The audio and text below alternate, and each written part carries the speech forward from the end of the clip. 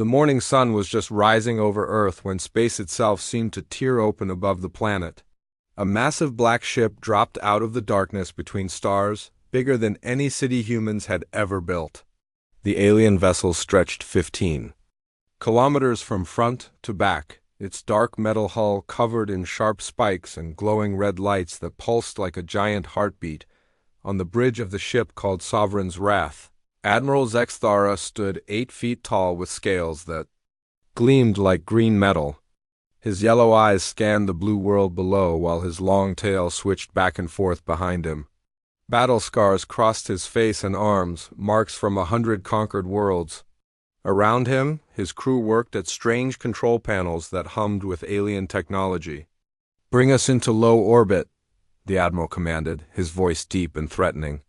"Position the ship so every major human city can see our power." The massive vessel moved slowly through Earth's atmosphere, casting enormous shadows over New York, London, Tokyo, and dozens of other cities. Car alarms went off as the ship's engines rumbled overhead. Dogs barked and birds flew away in fear. But the humans below did something the Admiral had never seen before on any world he had conquered. They took out their phones and started recording videos deep inside a mountain in Colorado. General Katie Murphy sat in the NORD command center, with a cup of coffee in her hands. She watched the alien ship on her screens while taking slow sips of her drink. Her short gray hair was still messy from sleep, and she wore her uniform jacket over an old t-shirt. "Ma'am, should we go to full alert?" asked Lieutenant Ben Carter, his voice shaking slightly. General Murphy looked at the readings on her screen. The alien ship was huge, but its weapons weren't aimed at anything. It just sat there in the sky like it was waiting for something. "No," she said, taking another sip of coffee. "Let's see what they want first. But wake up the president and tell her we have visitors." At NASA headquarters in Florida, Dr. Alex Rivera was jumping up and down with excitement. He had spent his whole life studying space, and now space had come to visit him. He called his team members on their personal phones, waking them up at 5 in the morning. "Get down here now," he shouted into his phone. "We have a real alien ship to study. Bring every scanner we have." Back on the alien ship, Admiral Zexthara prepared for what he thought would be the easiest conquest of his career. He had done this same thing on over 50 worlds. The process was always the same. Show up with the biggest, scariest ship possible. Make threats. Watch the local population panic and beg for mercy, accept their surrender. Move on to the next world. He activated the communication system that would broadcast his message to every radio, television, and internet connection on the planet. His image appeared on screens everywhere as he began his speech. "Pathetic humans of Earth," his voice boomed across the world. "I am Admiral Zexthara of the Galactic Empire. Your world now belongs to us. We have conquered 1,000 star systems and destroyed planets that dared to resist us." In homes and offices around the world, humans stopped what they were doing to listen. But instead of the screaming and panic the Admiral expected, something very different happened. In a coffee shop in Seattle, barista Jenny Adams looked up at the TV and laughed.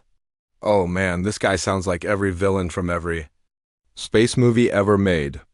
At a college in Boston, students gathered around their phones to watch the broadcast. "Did he really just call us pathetic?" asked sophomore Mike Taylor. "That's like super rude." The Admiral continued his speech, not knowing that humans were reacting very differently than he planned. "Your primitive weapons cannot harm our mighty ship. Your leaders must surrender immediately, or we will turn your cities to ash and your oceans to steam." On his late-night talk show in Los Angeles, comedian Danny Chen was getting ready for his show when his producer ran in with a tablet, showing the alien broadcast. "Danny, you have to see this," she said. "We're being invaded by aliens who sound like they learned English from old movies." Danny watched the Admiral's speech and started grinning. "Are you recording this? This is going to be the best opening monologue ever." The Admiral reached the end of his speech. "You have 24 Earth hours to surrender completely. After that, we will demonstrate the true power of the Galactic Empire. Prepare for your doom. The broadcast ended, and Admiral Zextara waited for the usual response. On every other world, this was when the screaming started. Governments would call emergency meetings. Military forces would scramble in hopeless preparation. Citizens would flood the streets in panic. But Earth was quiet. "Too quiet, sir," said Commander Veltar, his tactical officer. "I'm reading increased activity in their communication networks, but it's not what we expected." "Explain," the Admiral demanded. Commander Veltar looked confused as he read his instruments. "They're not sending distress signals or mobilizing their armies. Instead, they seem to be sharing jokes about us." Within an hour of the Admiral's broadcast, the internet exploded with memes and funny videos. Someone had edited the Admiral's speech to make him sound like a cartoon villain. Another person had put his face on a dancing alien from an old movie. The hashtag alien drama was trending worldwide. A teenager named Bobby Miller in Ohio made a video response that got 1 million views in the first hour. "So this alien dude shows up and thinks he's scary because his ship is big? My neighbor's truck is loud too, but that doesn't make him tough." At the Pentagon in Washington, Colonel Jake Martinez was briefing his team about the alien threat. But even the serious military meeting had moments of laughter. "Their ship design is clearly made to look scary rather than be effective," said Captain Lisa Park, an engineer. "Look at all those spikes and dramatic lighting. That's form over function. A real warship would look boring and practical." President Helen Ross sat in the White House Situation Room, reading reports from around the world. Instead of panic, she was seeing curiosity. Instead of fear, she was seeing humor. Americans were acting like the aliens were an interesting news story rather than a deadly threat. "What do we know about their actual capabilities?" she asked. "We're still analyzing," Colonel Martinez replied. "But honestly, Madam President, their whole approach seems designed to make people surrender without a fight. They might not be as dangerous as they want us to think." On the alien ship, Admiral Zextara was growing more confused by the hour. His instruments showed that human military forces had increased their readiness levels, but there was no panic. No desperate calls for mercy. No immediate surrender. Instead, his communication systems were picking up millions of humans making jokes about his appearance, his ship, and his threats. Some humans were even trying to guess what movies he had watched to learn how to be a scary alien. "This has never happened before," Commander Veltar said quietly. "No species has ever responded to our arrival with laughter." Admiral Zextara stared down at the blue planet below. For the first time in his long career of conquest, he was beginning to doubt himself. These humans were either incredibly brave or incredibly stupid, and he was starting to suspect they might be braver than he was prepared to handle. The 24-hour countdown had begun. But for the first time, Admiral Zextara wondered if he had made a terrible mistake coming to Earth. Admiral Zextara had spent 12 hours waiting for Earth to surrender. On every other world he had conquered, the leaders would have already contacted him with tears in their eyes, begging for mercy. But Earth remained strangely quiet except for something his translators called social media activity. Commander Veltar approached his admiral with a confused expression on his scaled face. "Sir, I think you need to see what the humans are doing with our message." The admiral looked at the screen his officer held. What he saw made his yellow eyes widen in shock. Humans had taken his fearsome image and put it on the body of a dancing cartoon character. Another video showed his speech with funny music playing in the background. Millions of humans were sharing these videos and laughing at them. "They are mocking us," Admiral Zextara growled, his claws digging into the metal railing of his command platform. "No species has ever dared to mock the Galactic Empire." "It gets worse, sir," Commander Veltar said nervously. "They have created something called memes about us. Look at this one." The screen showed Admiral Zextara's face with text that read, "Comes to conquer Earth, gets turned into a meme instead." Below that was a picture of his ship with googly eyes drawn on it and the words, "I'm here to destroy you. But first, let me take a selfie."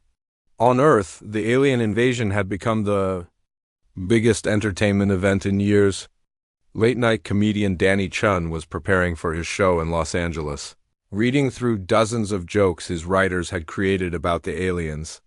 "Ladies and gentlemen," Danny said to his studio audience, "we're being invaded by aliens who apparently learned how to be scary from watching old science fiction movies. I mean, did you see that ship? It looks like someone took a regular spaceship and glued kitchen knives all over it." The audience laughed as Danny showed pictures of the alien vessel on the screen behind him. "And that Admiral guy? He's got more dramatic pauses in his speech than a soap opera villain." I kept waiting for him to say, "Meanwhile, back on Earth," and cut to a commercial. In New York, social media influencer Casey Brooks was live-streaming her reaction to the alien broadcast to her 3 million followers. "Okay, so like this alien dude shows up and he's all surrender or die, and I'm just thinking, honey, that outfit is so last millennium. Those shoulder spikes went out of style before humans even invented the wheel." Her followers were flooding the chat with crying, laughing emojis and alien jokes. Someone donated money with the message, "Ask the aliens if they take fashion advice."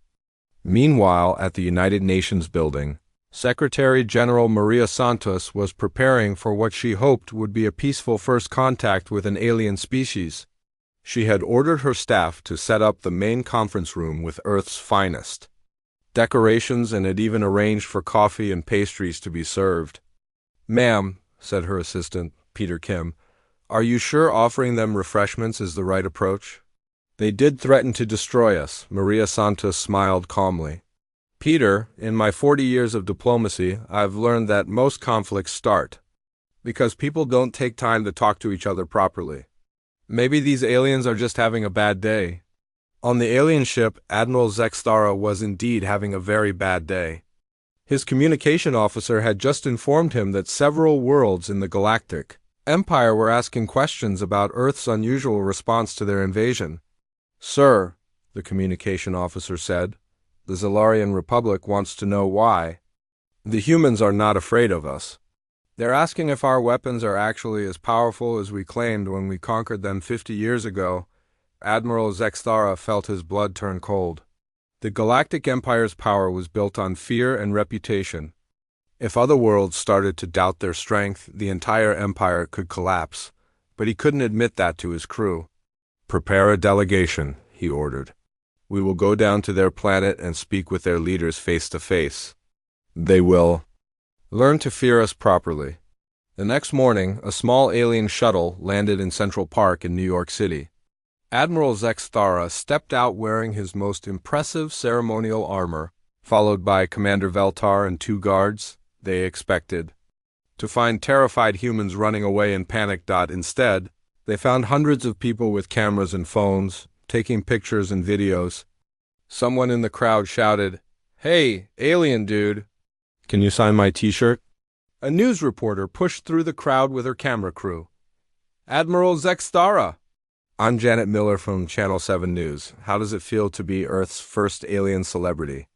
The Admiral stood frozen, not understanding what was happening. On every other world, crowds either ran away screaming or knelt down in submission. These humans were treating him like some kind of entertainment. The United Nations security team politely escorted the alien delegation through the crowd and into the building. Admiral Zextara expected to be brought to a room full of weeping human leaders ready to sign surrender documents. Instead, Secretary General Santos greeted him with a warm smile and an outstretched hand. "Welcome to Earth, Admiral. I hope your journey wasn't too difficult. Can I offer you some coffee? We have several different types." Admiral Zextara stared at her extended hand, not knowing what to do with it. Commander Veltar whispered, "I think it's some kind of greeting ritual, sir." "I am here to accept your surrender," the Admiral said, trying to sound as threatening as possible. "Oh, I'm afraid there's been a misunderstanding," Maria Santos replied cheerfully. "We're not surrendering. We're hoping to establish diplomatic relations. Please, sit down. You must be tired after traveling so far." She gestured to a comfortable chair at a large wooden table. There were plates of pastries, several coffee pots, and bottles of water arranged neatly on the table. The whole setup looked more like a business meeting than a surrender. Ceremony. Commander Veltar leaned close to his admiral and whispered, "Sir, what do we do? This isn't how conquered species are supposed to behave." Before Admiral Zexthara could answer, Secretary General Santos continued talking. "We've prepared some information about Earth's culture and history that you might find interesting. And we'd love to learn about your civilization too. Are you from far away? Do you need any supplies for your ship? Fuel, food, repair materials?" The Admiral's mind was reeling. In 200 years of conquest, no one had ever offered to help repair his ship or asked about his journey. No one had ever treated him like a guest instead of a conqueror. We are here to conquer your world," he said weakly. "Yes, I heard your broadcast yesterday," Maria Santos nodded. "Very dramatic. Our media experts were quite impressed with your presentation skills. But surely there are better ways to handle interplanetary relations than conquest? We've found that trade and cultural exchange work much better than war." Outside the United Nations building, the crowd of humans had grown larger. Someone had set up a hot dog cart and was selling alien invasion dogs with green relish.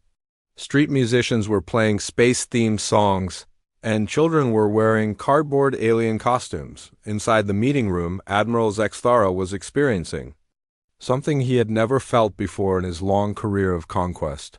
He was completely confused and slightly embarrassed. These humans were treating his invasion like a neighborhood block party, and he had no idea how to respond. Commander Veltar caught his eye and pointed toward the window.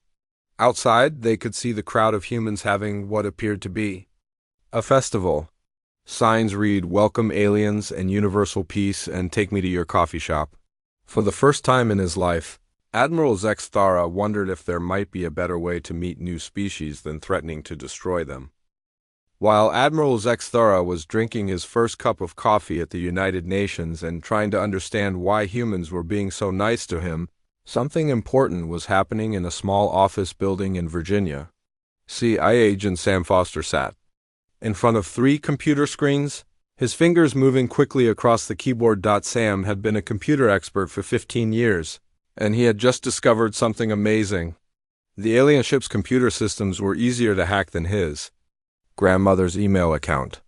All of their security was designed to stop other aliens who thought like them, but humans thought differently. "This is almost too easy," Sam said to himself as he broke through another layer of alien security. "It's like they never imagined someone would try to get in through the back door." Within 2 hours, Sam was reading the aliens' private messages like they were text messages from his friends.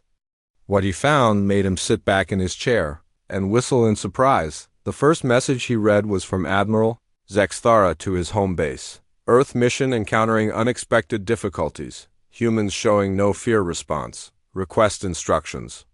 The reply from the Galactic Empire headquarters made Sam's eyes go wide. "Use standard intimidation protocol. If that fails, retreat immediately. Do not engage in actual combat. Repeat, do not engage in actual combat." Sam kept reading. Message after message revealed the same thing. The Galactic Empire had not fought a real war in over 200 years. Every species they had conquered had surrendered before any actual fighting happened. Their massive weapons had never been tested in real battles. "Holy cow," Sam whispered. "They're all talk and no action." He found technical reports about their ship that were even more interesting. The Sovereign's wrath looked scary, but it had serious problems. The weapon systems were old and had never been fired at full power. The shields were strong, but used so much energy that they could only stay up for a few hours at a time. Most importantly, the ship was designed to look frightening rather than to actually fight. Sam immediately called his boss, Director Paul Green. "Sir, you need to see what I found. These aliens are basically space bullies who have never been in a real fight." While Sam was discovering the truth about the aliens, Dr. Emma Clark was having her own breakthrough at MIT. She had been studying the energy readings from the alien ship for 2 days straight, surviving on coffee and determination. Emma was one of the smartest people on Earth when it came to understanding how energy worked. As she looked at her computer screen showing the alien ship's power patterns, She started to see something that made her very excited. Their technology is definitely more advanced than ours, she told her research team. But it's like they took the most complicated way to do everything. Look at this power flow pattern. She pointed to a chart on her screen. They're using massive amounts of energy to create shields that change frequency very slowly. If we could make our satellites send out radio waves that change frequency quickly, we could probably disrupt their shields completely. Her assistant, Dr. Kevin Park, looked at the data. Are you saying we could actually affect their ship with our existing technology? I'm saying we could probably turn their shields on and off like a light switch, Emma replied with a grin. Their system is powerful but not very smart. It's like having a huge lock that can be opened with a paperclip if you know the right technique. Back at the United Nations, Admiral Zexthara was having the strangest conversation of his life. Secretary General Santos had shown him photo albums of Earth's different cultures, served him 3 different types of coffee, and was now asking him about his family. Do you have children, Admiral? She asked kindly. The question caught him completely off guard.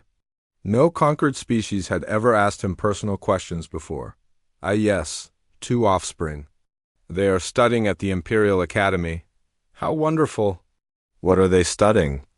Admiral Zexthara found himself actually answering. My daughter studies star navigation. My son wants to be a cultural researcher, though I always hoped he would join the military. Commander Veltar watched this conversation with growing alarm. His admiral was supposed to be demanding surrender, not talking about his family. But somehow, the human woman had made the admiral feel comfortable enough to share personal information. Cultural research sounds fascinating, Maria Santos continued. Your son would probably love to study Earth. We have so many different cultures and languages. Perhaps when this misunderstanding is cleared up, he could visit as an exchange student. The admiral blinked in confusion. Exchange student? Oh, yes, we have programs where students from different countries come to learn about each other. It helps people understand that we're all more alike than different, despite looking different. On the outside? At that moment, Admiral Zexthara's communication device beeped with an urgent message. He read it, and his face went pale under his scales. The message was from 3 different star systems that the Galactic Empire had conquered years ago. The first message was from the Zalarian Republic. Zalarian Council demands explanation. If humans can resist Empire threats, why did we surrender 50 years ago? Requesting immediate review of our surrender agreement. The second was from the Kepler Mining Consortium. Human resistance to Empire suggests Empire military strength may be exaggerated. Kepler Consortium formally questions tribute payments and requests proof of Empire's claimed military capabilities. The third message was the worst. Vega Colony declares independence from Galactic Empire effective immediately. If humans can laugh at Empire threats, Vega Colony no longer recognizes Empire authority. Commander Veltar read the messages over his admiral's shoulder and whispered, Sir, this is a disaster. If word spreads that the humans aren't afraid of us, our entire empire could collapse. Admiral Zexthara stood up so quickly that he knocked over his coffee cup. The brown liquid spilled across the wooden table, and several human diplomats rushed to clean it up with napkins. I apologize, Secretary General Santos said calmly. Was the coffee too hot? We have iced coffee if you prefer. We must return to our ship immediately, the Admiral said, his voice shaking slightly. Of course, Maria Santos replied. But you're welcome to continue our discussion any time. I've really enjoyed learning about your culture. Should I have my staff prepare guest quarters in case you'd like to stay on Earth for a few days? Admiral. Zexthara stared at her. Even now, when he was clearly distressed, this human woman was offering him hospitality. On every other world, leaders had been happy to see him leave. But this human seemed genuinely sad that their conversation was ending. As the alien delegation walked back through the crowd outside the United Nations, the scene was even more bizarre than before. Someone had set up a stage where a jazz band was playing space music. Children were selling lemonade with signs that read, Alien Refreshment Stand. A group of teenagers had made t-shirts with Admiral Zexthara's face on them and the words, "I came to conquer Earth and all I got was this lousy coffee." But the strangest thing was that people kept approaching the aliens to take selfies with them. Commander Veltar found himself posing for dozens of photos with smiling humans who seemed to think he was some kind of celebrity. Back on their ship, Admiral Zexthara sat in his command chair and stared out at the blue planet below. In his long military career, he had never faced a problem like this. How do you conquer a species that refuses to be conquered? How do you intimidate people who think you're funny instead of scary? "Sir," Commander Veltar said quietly. "What are we going to do?" Admiral Zexthara didn't have an answer.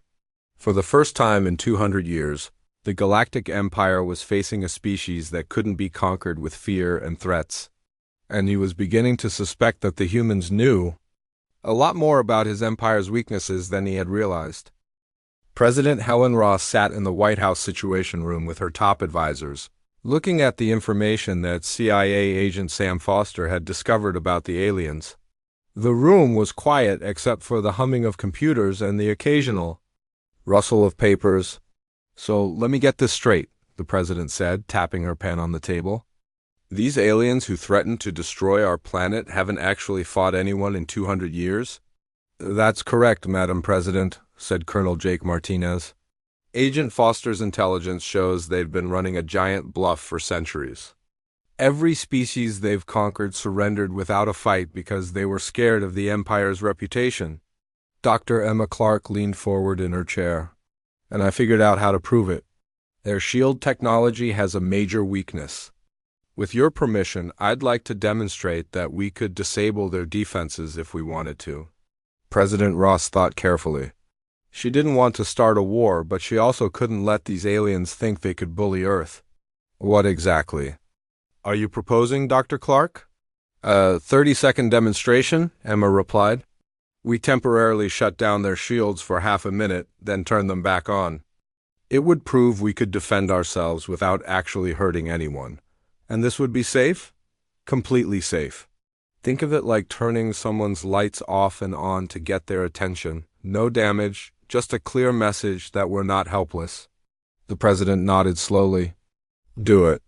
But make sure they understand we're choosing not to harm them, not that we can't." On the alien ship, Admiral Zexthara was pacing back and forth on his bridge like a caged animal.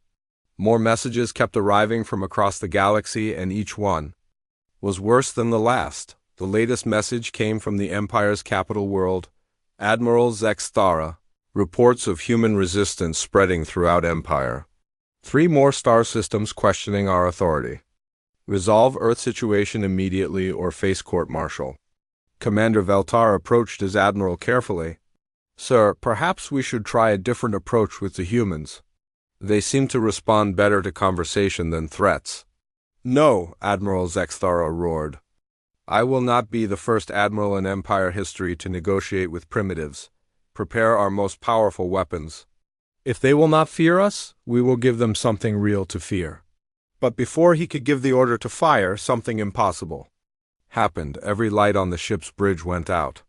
Emergency power kicked in a few seconds later, bathing everything in dim red light. "Report?" the admiral shouted. "Sir, our shields just went completely offline," the tactical officer called out, panic in his voice. "I don't understand how it happened. 1 second they were at full power, the next second they were gone. Impossible. Our shields are protected by 17 different backup systems. Sir, I'm reading energy signatures from the planet's surface. They're targeting us with some kind of frequency weapon?" Admiral Zexthara felt his blood turn to ice. No species had ever been able to affect their shields before. But before he could respond, the shields came back online just as suddenly as they had disappeared. "Sir," the communication officer said, "we're receiving a message from the planet." President Ross appeared on the main screen, sitting calmly behind her desk in the Oval Office. She looked directly at the Admiral with a slight smile on her face. "Admiral Zexthara, I hope that got your attention. What you just experienced was a demonstration. For 30 seconds, your ship was completely defenseless. We could have done much more, but we chose not to. This is humanity's message to you. We don't want to fight, but we also won't be intimidated. The Admiral stared at the screen in shock. In 200 years of conquest, no species had ever demonstrated superior technology to the Empire. President Ross continued, "We know about your Empire's history, Admiral. We know you haven't fought a real war in centuries. We also know that other worlds are starting to question your authority because of what's happening here. We'd like to offer you a different path forward." "What do you mean?" Admiral Zextara asked, his voice barely above a whisper. "We propose that you stop trying to rule through fear and start building relationships through cooperation. Earth would be happy to share technology and knowledge with the Galactic Empire if you're willing to treat us as equals instead of subjects." Before Admiral Zextara could respond, his communication systems lit up with incoming messages from across the galaxy, but these weren't reports of rebellion. They were requests for information. "Admiral," his communication officer said, reading the messages, "the Zellarian Republic is asking if they can send a delegation to Earth to learn about human diplomatic methods. The Kepler Mining Consortium wants to establish trade relations with Earth directly, and Sir, the Vega colony is asking if Earth would help them negotiate better terms with the Empire." Commander Veltar looked at his admiral with wide eyes. "Sir, it appears the humans have become more popular with our former subjects than we are. On Earth, the demonstration had the exact effect President Ross had hoped for. News of humanity's technological victory spread even faster than the original alien invasion video. But instead of celebrating military triumph, humans were celebrating something else entirely. Social media exploded with messages of hope and unity. The hashtag Galactic Friendship started trending worldwide. Videos appeared of humans making "Welcome to Earth" signs in dozens of languages.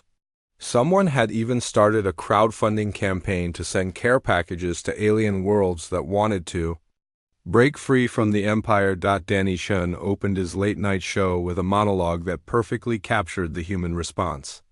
"So, it turns out we could have blown up the alien ship this whole time, but instead we just turned their lights off for 30 seconds and then invited them to be our friends. That's the most human thing ever. Hey, we could destroy you, but would you like some cookies instead?" At the United Nations, Secretary-General Santos was fielding calls from governments around the world. Everyone wanted to know the same thing. How could Earth help other species break free from the empires? Intimidation tactics? "We're putting together a team of diplomats, psychologists, and conflict resolution experts," she told the British Prime Minister. "If other worlds want help learning how to stand up to bullies without violence, we're happy to teach them." Back on the alien ship, Admiral Zextara was reading message after message from worlds that had been under Empire control for decades. They weren't declaring war or revolution. Instead, they were asking for Earth's help in negotiating better relationships with the Empire. "Sir," Commander Veltar said quietly, "what if the humans are right? What if there's a better way to run an empire than through fear?" Admiral Zextara looked at his loyal officer. Veltar had served with him for 20 years, always following orders without question. But now even his most trusted commander was questioning the Empire's methods. "Commander, are you suggesting we surrender to these humans?" "No, sir," Veltar replied. "I'm suggesting we learn from them. They've shown us something we never knew was possible. They made us look weak not by defeating us, but by refusing to be afraid of us. Maybe strength doesn't come from making others." "Fear you." Admiral Zextara sat down heavily in his command chair. Everything he had believed about power and conquest was crumbling around him. But strangely, instead of feeling defeated, he felt curious. What would it be like to meet other species as friends instead of conquerors? "Commander," he said finally, "contact the human president. Tell her Admiral Zextara requests a formal meeting to discuss ... alternative arrangements." For the first time in his military career, Admiral Zextara was going to try diplomacy instead of intimidation. And despite everything he had been taught, he found himself looking forward to it. 6 months after Admiral Zextara first arrived at Earth with threats of conquest, he stood in what used to be the Imperial Palace on the Empire's capital world. But now it looked very different. The dark throne room had been converted into a bright conference center with comfortable chairs arranged in a circle instead of the old intimidating throne. Representatives from dozens of worlds sat around the table, including humans, aliens that looked like giant insects, others that resembled walking trees, and species that Admiral Zextara had never seen before because they had been too afraid to leave their homeworlds during the Empire's reign of fear. President Helen Ross sat next to Secretary General Maria Santos, both wearing simple business suits instead of military uniforms. They were laughing at something that Commander Veltar had just said about his first taste of Earth pizza. "The cheese was very confusing to me," Veltar explained to the group.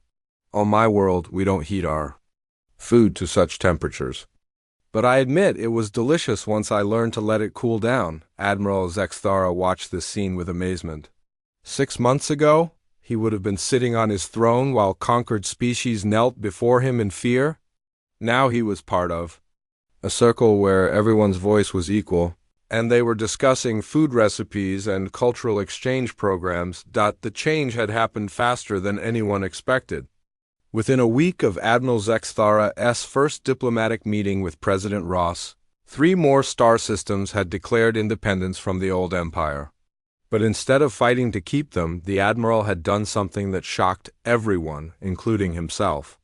He had asked Earth to help him figure out how to let them go peacefully. Dr. Emma Clark had led a team of human negotiators to help create what they called the Galactic Transition. Instead of sudden revolution and war, the Empire slowly transformed into something completely new. Worlds that wanted independence got it. Worlds that wanted to stay connected formed a voluntary cooperation agreement. And worlds that had never been part of the Empire were invited to join the new galactic community as equals. The process hadn't been perfect. Some hardline Imperial officers had tried to start rebellions to restore the old system of fear and conquest. But they found themselves outnumbered not just by humans, but by their own people who had grown tired of living in constant fear of their own government. Commander Veltar had been one of the first aliens to request what humans called political asylum on Earth. He had spent 3 months living in Washington, D.C., learning about human culture and government. Now he served as the first Galactic Cultural Exchange Ambassador, helping other species understand how to build cooperative relationships instead of dominating ones. The most difficult part, Veltar often told other aliens, was learning that strength could come from helping others instead of controlling them. Humans taught us that the strongest societies are the ones where everyone chooses to participate, not where everyone is forced to obey. The biggest success story was the joint technology program that Dr. Emma Clark had started. By combining human creativity with alien engineering knowledge, they had developed amazing new technologies that no single species could have created alone. Captain Lisa Park, who had originally analyzed the weaknesses in the alien ship design, now led a team of engineers from 12 different species. Together, they had designed spacecraft that were both practical and beautiful, combining the best ideas from across the galaxy. The old Imperial ships were designed to look scary. Captain Park explained to a group of engineering students from various worlds. "Our new ships are designed to explore, to help, and to bring people together. They're still strong enough to defend themselves, but their main purpose is cooperation, not conquest." The transformation had even changed Admiral Zexthara himself. The old admiral who had arrived at Earth with threats and demands was gone. In his place was someone who still had the same military discipline, but now used it to organize peaceful missions instead of invasions. His new title was Director of Galactic Cooperation, and his job was to help solve conflicts between worlds without anyone having to surrender or be conquered. It was harder work than conquest had been, but it was also more satisfying. "I spent 200 years making people afraid of me," he told President Ross during one of their regular video calls. "But I've learned more about real leadership in the past 6 months than I did in my entire military career. Fear is easy. Respect is much harder to earn, but it lasts much longer." The change that made Admiral Zexthara proudest was what had happened to his own children. His daughter, who had been studying star navigation, now captained one of the new exploration vessels that discovered peaceful contact with previously unknown species. His son had become exactly what he had always wanted to be, a cultural researcher who helped different species understand each other. "My son recently returned from a year studying on Earth," the admiral told the assembled representatives. "He came back speaking 3 human languages and with a human girlfriend who makes excellent cookies. 6 months ago, I would have been horrified. Now I'm just happy that he's happy." The room filled with the laughter that had become common in galactic politics since humans had introduced the concept of using humor to reduce tension during difficult negotiations. But the most important change was in how conflicts were handled. When the Rigel mining dispute had threatened to become a war between 2 species fighting over asteroid mining rights, the new Galactic Cooperation Council had sent a team of human mediators along with representatives from both species. Instead of fighting, they had found a solution that gave both sides what they needed while also creating new jobs for unemployed workers from 3 other worlds. As the meeting wrapped up, Admiral Zexthara found himself walking out of the building with President Ross and Secretary General Santos. The evening sky on the capital world was filled with ships from dozens of different species, all traveling freely between worlds that had once been isolated by fear. "You know," President Ross said, looking up at the busy sky, "when your ship first showed up over Earth, some of my advisors wanted to shoot first and ask questions later. What stopped you?" Admiral Zexthara asked. "Maria here convinced me that every problem looks like a nail when all you have is a hammer, President," Ross replied, nodding toward the Secretary General. "But she reminded me that humans have lots of tools besides hammers. Sometimes the best tool is just a willingness to listen."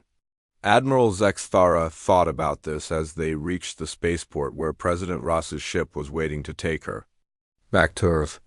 "I'm grateful that you chose to listen instead of shoot. Not just for my sake, but for the sake of everyone in the galaxy who was living under the Empire's system of fear." As President Ross's ship lifted off into the star-filled sky, Admiral Zexthara smiled. Tomorrow he had meetings scheduled with representatives from 5 different worlds, all working together to plan a new deep space exploration mission. Instead of conquering new worlds, they would be making new friends. The Galactic Empire had tried to intimidate humanity and had gotten laughed at instead. But that laughter had taught the galaxy something important, that friendship was stronger than fear, that cooperation was more powerful than conquest, and that the best way to build an empire was to give everyone a choice about whether they wanted to be part of it. And throughout the galaxy on worlds that had once lived in fear, children grew up learning that the universe was a place of wonder and friendship, not terror and submission. That, Admiral Zexthara decided, was the greatest victory of all,